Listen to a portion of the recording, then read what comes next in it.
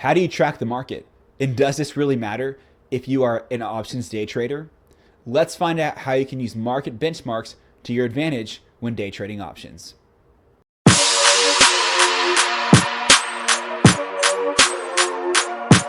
What's up, everyone? This is Eric with Theme Options Trading, and we are in our 3-minute beginner series, and today we're going to discuss market benchmarks. Market benchmarks, what are they? They are a way a market determines the overall health of the economy.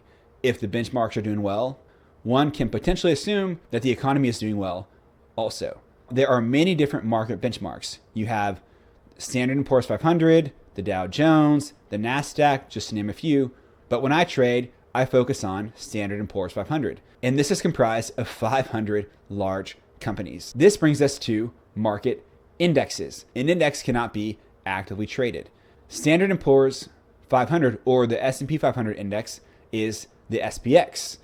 This cannot be actively traded, but it can be actively traded with options.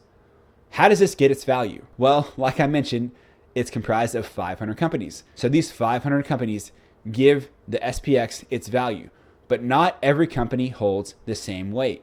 The larger the company, the more effect it has on the SPX because it is a weighted average index. Well, this brings us to the Magnificent Seven. The Magnificent Seven are the top 7 companies that control about 25 to 30% of the weight of the SPX.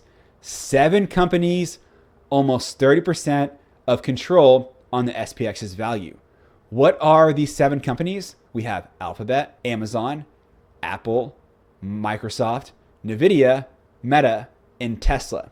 These 7 companies control a large portion of the SPX. A lot of people think these 7 companies alone control the entire market. That is important to note.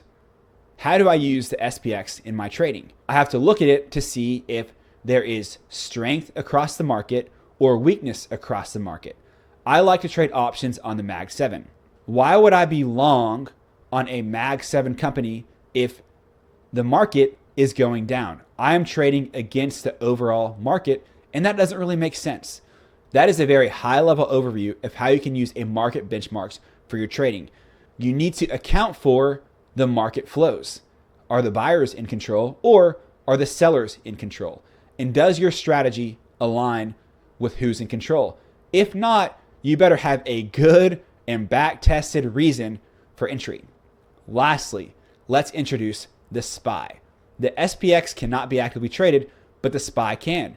The SPY is an ETF that is 1/10 of the SPX, and this can be actively traded. And that's it.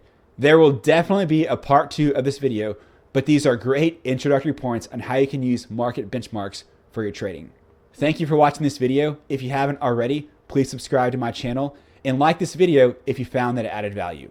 Until next time.